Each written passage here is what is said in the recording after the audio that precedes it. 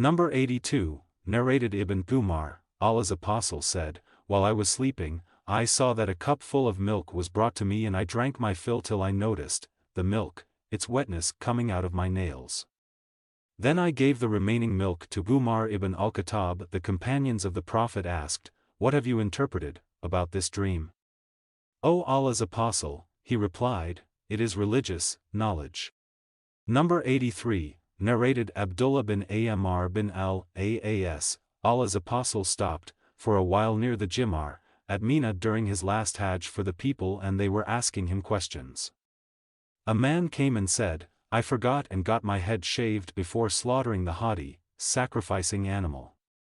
The Prophet said, "There is no harm, go and do the slaughtering now."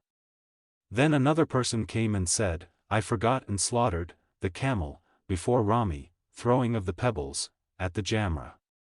The Prophet said, "Do the Rami now and there is no harm."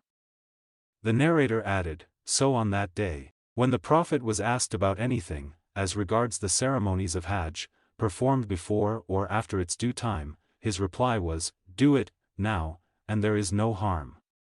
Number 84, narrated Ibn Abbas, somebody said to the Prophet, during his last Hajj, "I did the slaughtering before doing the Rami." The Prophet beckoned with his hand and said, "There is no harm in that." Then another person said, "I got my head shaved before offering the sacrifice."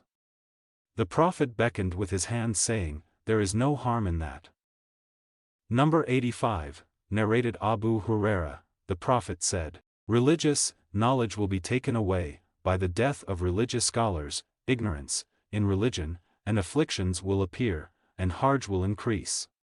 It was asked, "What is Harj, O Allah's apostle?" He replied by beckoning with his hand indicating, killing. Fateh al-Bari page 192, Volume 1. Number 86, narrated Asma, I came to Aisha while she was praying, and said to her, "What has happened to the people?" She pointed out towards the sky.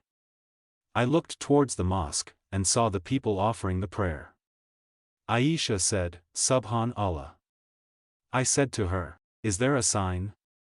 She nodded with her head meaning, yes. I, too, then stood, for the prayer of eclipse, till I became, nearly, unconscious and later on I poured water on my head. After the prayer, the Prophet praised and glorified Allah and then said, "Just now at this place I have seen what I have never seen before, including paradise and hell.